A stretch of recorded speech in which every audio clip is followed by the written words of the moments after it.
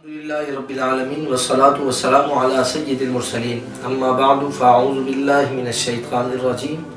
بسم اللہ الرحمن الرحیم وَسَيُجَنَّبُهَا الْأَتْقَى الَّذِي يُؤْتِي مَالَهُ يَتَزَكَّى صدق اللہ العظیم۔ عزیزان من، آج جناب سیدنا صدیق اکبر رضی اللہ تعالی عنہ کے حوالے سے مختصراً آپ سے کچھ گفتگو کرنے کا من چاہا، کیونکہ جناب سیدنا صدیق اکبر رضی اللہ تعالی عنہ ایسی ہستی ہے، ایسی ذات ہے کہ اسلام کے اندر آپ کا تذکرہ، آپ کا ذکر خیر ایک ذریعہ نجات بھی ہے، ذریعہ بخشش بھی ہے، اور اعمال کے اور درجات کے بلندی کا سبب بھی ہے۔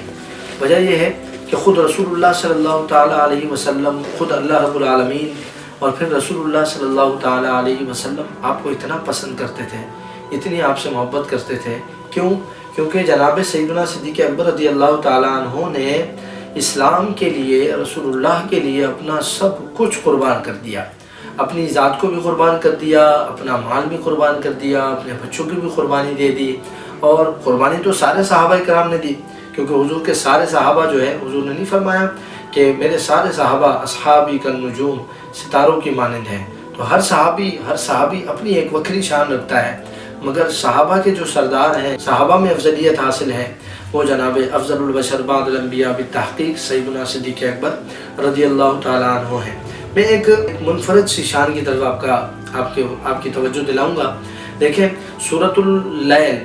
30واں پارہ ہے، سورۃ اللیل ہے۔ سورۃ اللیل میں اللہ رب العالمین نے دو شخصیات کا ذکر کیا ہے، دو افراد کا ذکر کیا ہے، ایک امیہ بن خلف ہے اور ایک جناب سیدنا صدیق اکبر رضی اللہ تعالیٰ عنہ ہیں۔ امیہ بن خلف یہ وہ شخصیت ہے، یہ وہ ذات ہے، یہ وہ فرد تھا، ملعون شخص تھا، جو بلال حبشی رضی اللہ تعالیٰ عنہ پر ظلم و ستم کرتا اور انتہا کر دی تھی۔ اچھا ناظرین، وجہ کیا تھی؟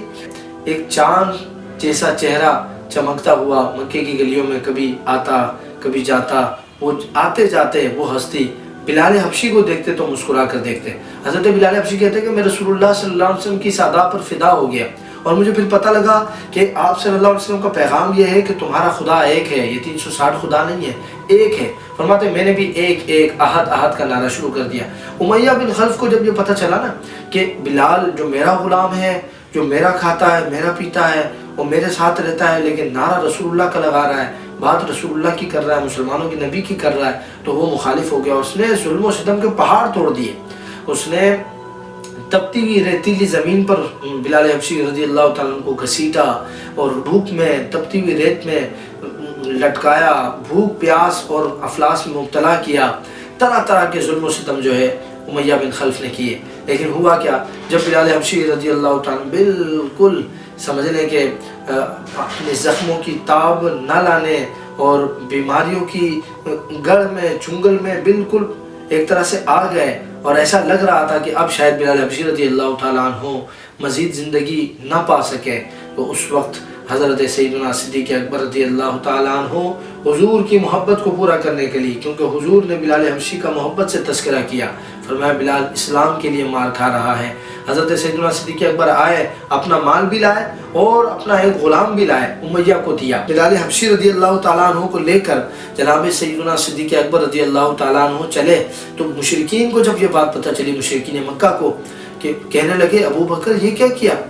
یہ تم نے کیا کیا کہ ایک ایسا شخص، ایسا فرد کہ جو غلام بھی ہے اور رنگت بھی اس کی کوئی اتنی خاص نہیں ہے اور طبیعت بھی اس کی کوئی خاص نہیں ہے، پتہ بھی نہیں ہے زندگی آگے زیادہ زندگی جی پائے نہ جی پائے، ایسے غلام کو تم نے اتنی مہنگی قیمت میں خریدا، ایک غلام بھی دے دیا، ساتھ میں رقم بھی کچھ دے دی۔ اس وقت اللہ رب العالمین نے یہ آیات اتاری، فرمایا ایک وہ جہنمی بدبخت ہے، سب سے بڑا بدبخت ہے، جو جہنم میں ڈال دیا جائے گا، والذی کذب وتولی، وہ ہے جس نے میرے نبی کو جھٹلایا، میرے نبی سے منہ پھیرا، بلکہ نبی کی تصدیق کرنے والے بلال پر ظلم و ستم کیا۔ اور ایک وہ ہے وَسَيُجَنَّبُهَا الْأَتْقَى، جسے ہم جہنم سے کوسوں دور کر دیں گے، داخل جنت بلکہ جنت کا سردار بنائیں گے۔ وہ کون ہے؟ الَّذِي يُؤْتِي مَالَهُ يَتَزَكَّى، وہ صرف اس لیے اپنا مال پیش کرتا ہے کہ میرا رب راضی ہو جائے، رب کا حبیب راضی ہو جائے۔ مشرکین مکہ کو جواب اس آیت میں دیا، وَمَا لِأَحَدٍ عِندَهُ مِن نِعْمَةٍ تُجْزَى، او مشرکین مکہ، یہ صدیق اکبر وہ ہیں جو اپنا صدقہ کرتے ہیں، جو اللہ کی راہ میں دیتے ہیں، بدلے میں کچھ بھی نہیں مانگتے، صرف یہ مانگتے ہیں الا ابتغاء وجہ ربہ الاعلی، کہ بس رب کی رضا مل جائے، رب کی خوشنودی حاصل ہو جائے۔ پھر رب خود جواب دیتا ہے، فرمایا وَلَسَوْفَ يَرْضَىٰ، ہم صدیق کو راضی کر دیں گے۔ اسی لیے تو اقبال نے کہا نا کہ محمد سے وفا تو نے تو ہم تیرے ہیں، صدیق نے وفا کی تو پھر کیا ہوا، یہ جہاں چیز ہے کیا لوح و قلم تیرے ہیں۔